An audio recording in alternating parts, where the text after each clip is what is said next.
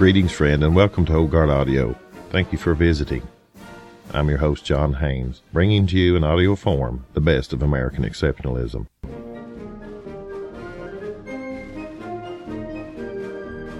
Hi, my name is Evan Davies, and I'm just an independent consultant. I'm not affiliated with any organization. I really admire the work that you're doing to help foster children, and you've said a number of times that, the children's lives is most important. We had a murder a little while ago where 17 people, including many kids, were murdered in their schools. And how do you reconcile the children's lives are most important with the comments you've made to the media about it's naive and premature to talk about gun control and that it's culture and not guns that is causing these horrible things?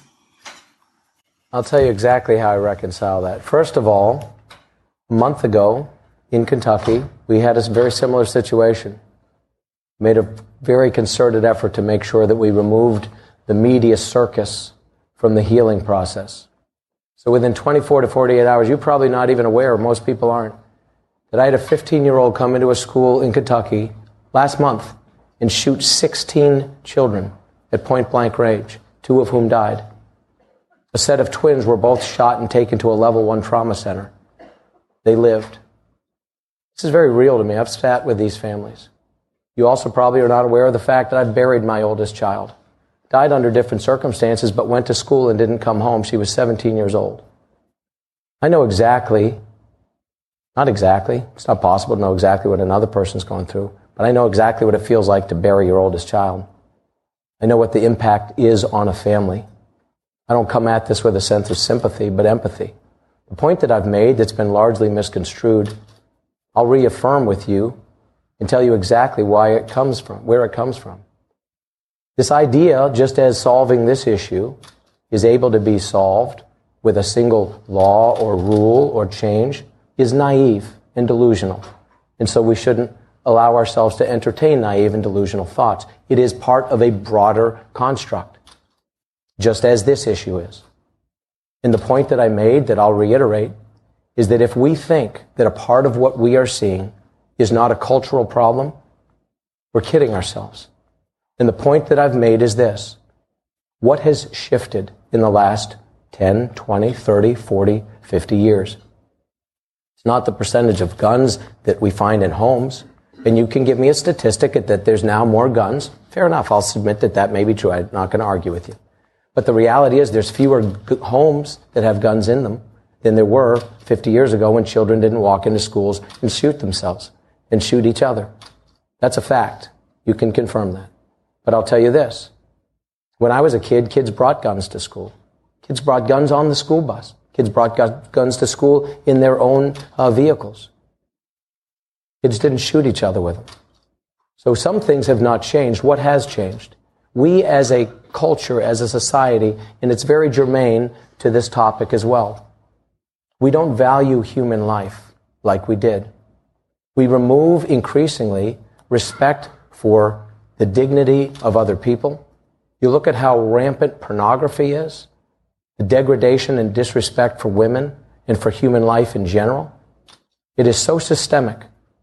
People of our age have not been exposed like our children have been.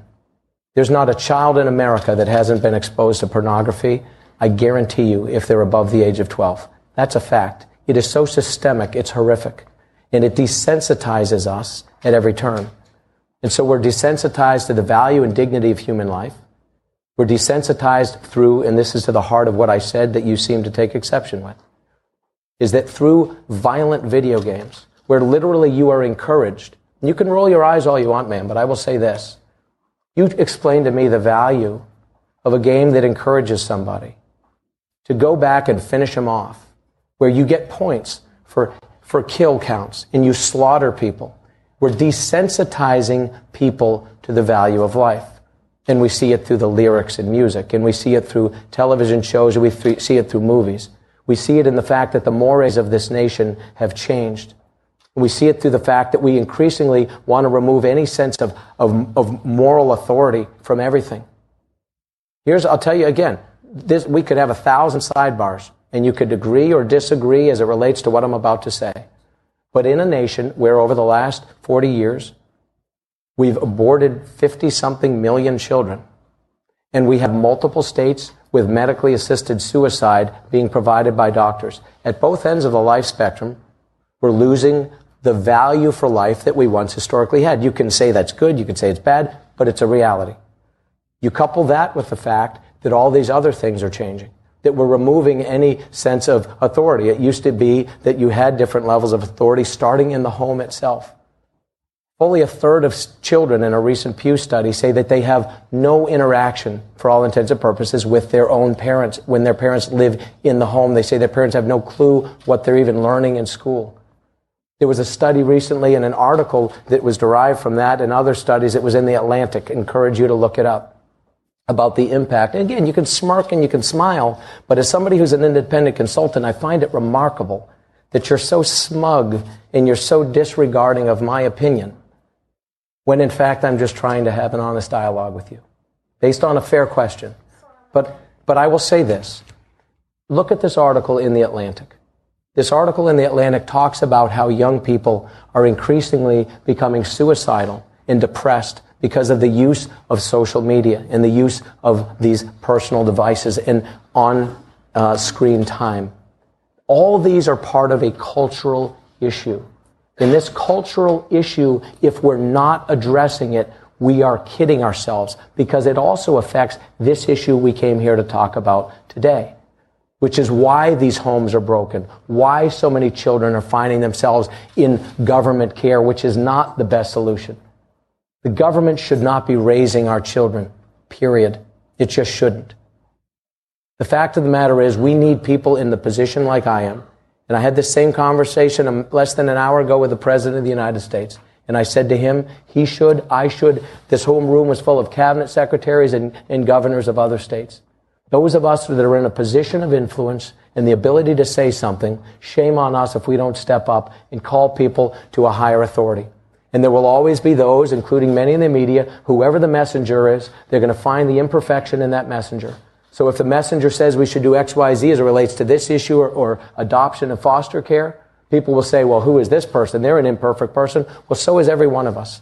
There's not a perfect person in America, but that doesn't mean we don't strive for perfection. There's not a perfectly morally upright person in America. That doesn't mean we don't espouse and aspire to reach for moral higher authority and expect more and demand more of our children. Shame on us if we don't sound the alarm. You want to take any kind of morality and change the mores of a nation, remove any sense of higher responsibility, try to pin it on any one thing and assume the government and a piece of regulation or rule is the solution, and then we're shocked when these things happen. We're kidding ourselves. And so, my fellow Americans, ask not what your country can do for you. Ask what you can do for your country. Well, friend, I thank you for listening, and I hope you enjoyed this episode. Ask a family member to visit Old Guard Audio. If you feel this a worthy endeavor, a PayPal donate link is available. Your use of my Amazon link for making your purchases will help support the show, and there is no additional cost to you. Thanks again, and be sure to tell someone about oldguardaudio.com. This is John Haynes, hoping you have a blessed day.